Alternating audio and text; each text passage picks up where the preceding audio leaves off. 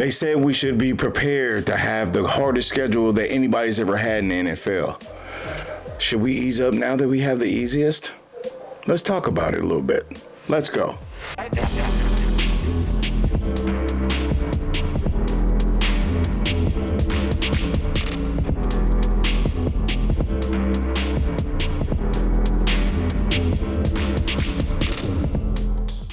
Hey everybody out there, Chiefs Kingdom YouTube. It is your boy Big Chief Sean, and yes, I have returned after a big hiatus. I know it's been a little while. I'm still dropping little videos here and there, but it's good to get back and talk to you all again. And that Chargers game, right? It was a nail biter. There was a lot of improvements could have been had. There's a lot of things that could be done. There's a lot to talk about. But before we get started, please, come on, you guys, hit the like and subscribe button. I'm trying to get to 1,000 games. We have a few games left. We're so close. We're getting to that precipice.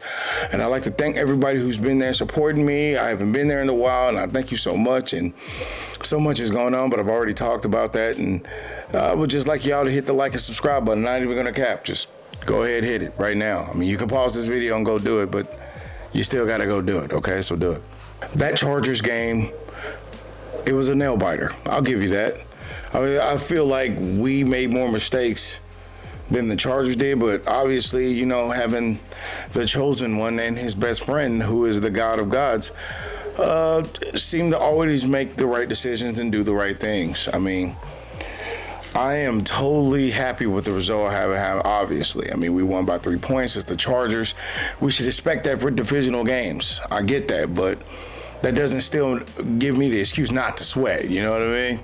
Now, let's really break this down into something that we can talk about. Let's start with the offense, right? Obviously, Mahomes and Kelsey are the best. They run the NFL, man. It's their world. It's their Super Bowl to win or lose. I hate bragging that hard. I'm not that type, but if Mahomes and Kelsey are going to be playing like this without the one that we gave away, you know, and with him not being here and still being the best offense in the league, I mean, that pretty much speaks for itself. I mean, the way that they perform when they're under pressure is better than anybody in history, and they just keep proving it time and time again that we have the best tight end, the best quarterback duo in the league, the best quarterback tight ends in the league, period. Some say all time, but I still think they got a few more years to put under their belt to really have that confidence to say that and have the facts to back it up. But right now, man, I don't see anybody slowing them down, stopping them. So, you know, it's really hard to just say that's dumb.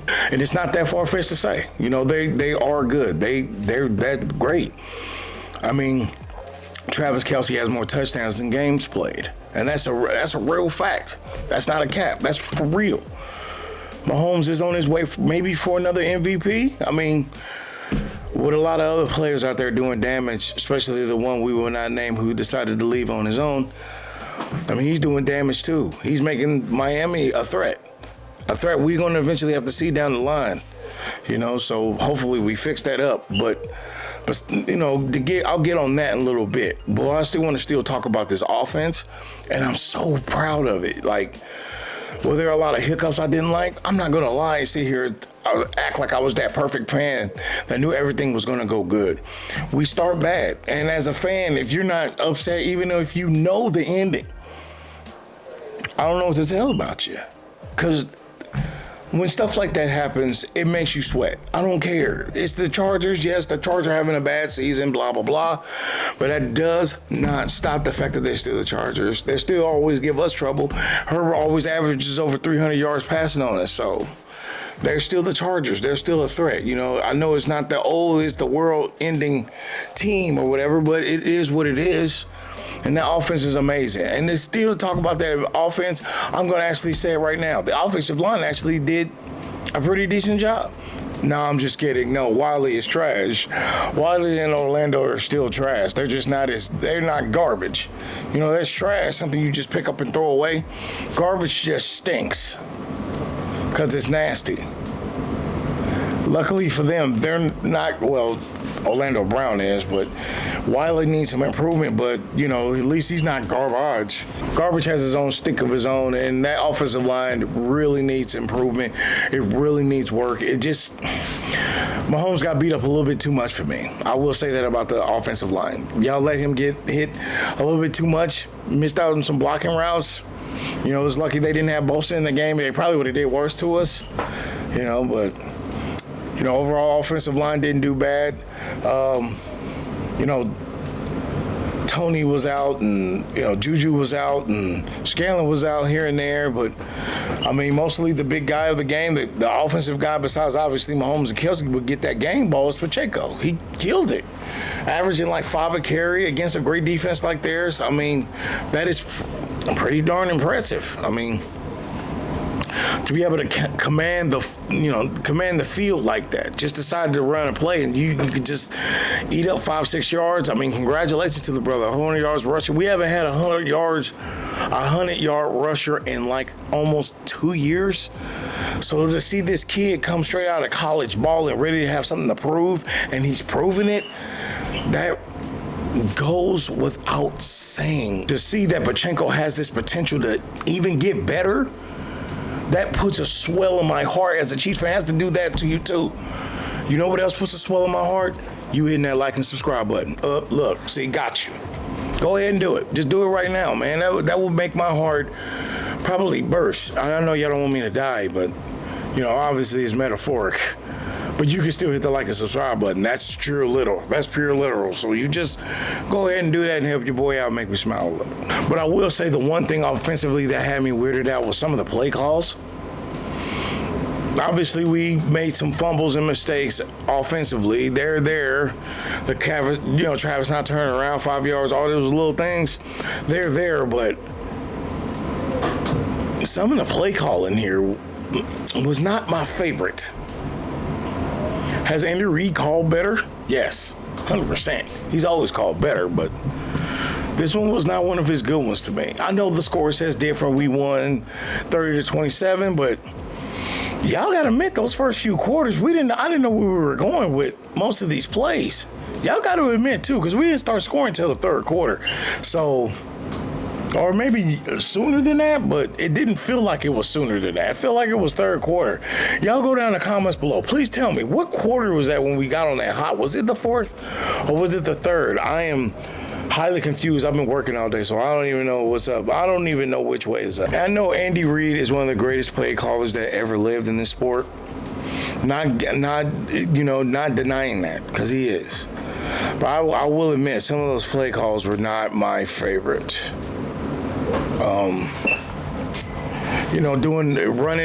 Running it 7 times and then decided going right up the gut when it's like 3rd and 2. It was very uncharacteristic of him. Let me reiterate that. It was very, very out of pocket. It's not his style to do that. Him running 7 times is out of his style, but you know, here we are. We getting that dub because he wanted to do it. It was just very uncharacteristic of him.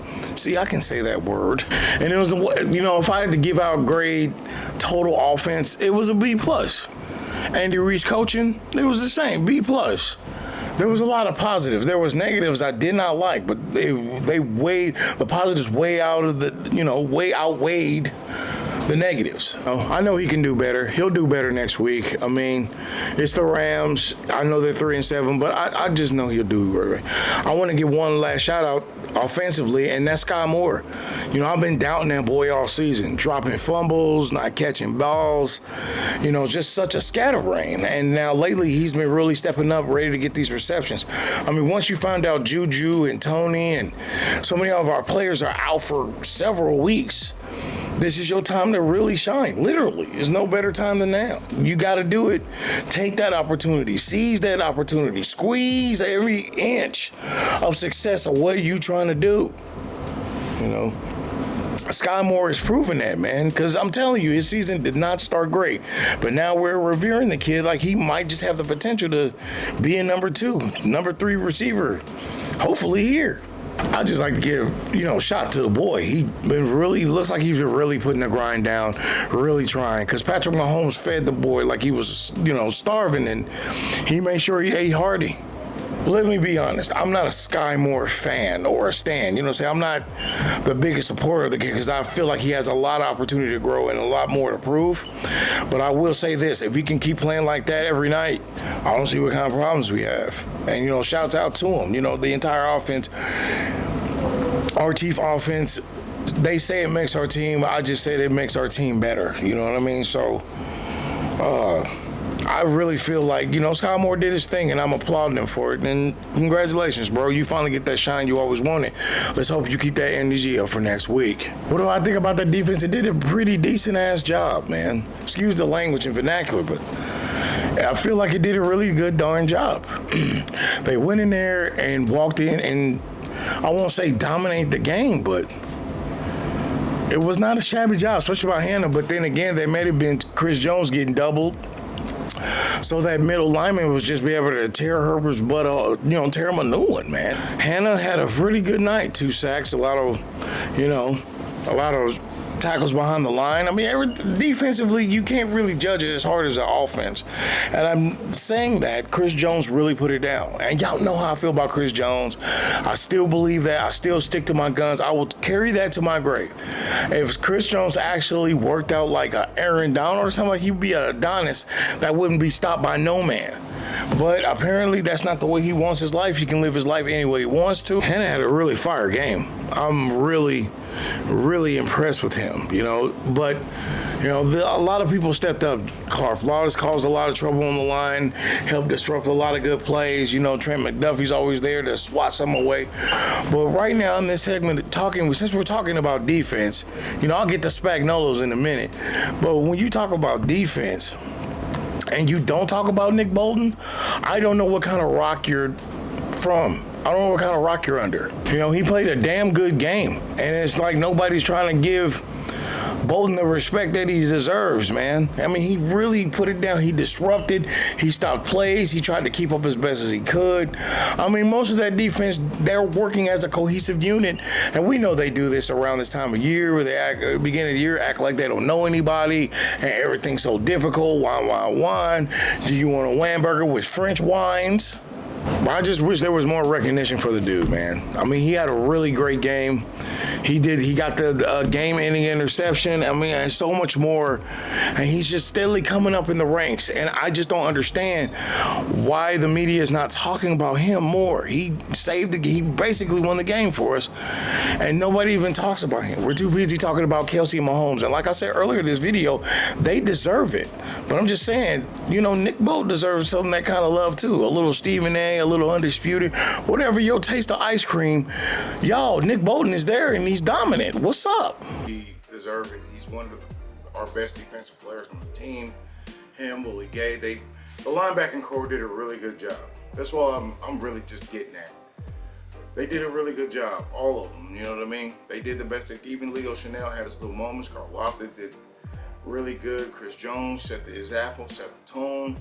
Everything was beautiful. Everything executed beautiful defensively. Now, I know the score may say a little different, but we are playing with a good offensive team, and Spagnuolo does like playing zone a lot. So, you get what you get when you know you could do better. But overall, I still would give the defense a nice little B-, man. They did the best they could. They finished off the game. You couldn't ask more. Nice fumble recovery. It's not their fault that McKinnon fumbled the ball, which he hasn't done in years, so I can't really even get mad at him for. But anyway, I just feel like the defense did good, and I just really feel like Nick Bolton should really get more props than what he's getting. Now, let's talk about what I talked about in the intro of the video, okay? The whole point was the entire media, didn't matter what you watched, if you watched, Fox Sports, ESPN, ESPN2, ESPN Deportes, doesn't really matter your flavor of football medium or, your favorite shows to watch, pardon the interruptions, whatever.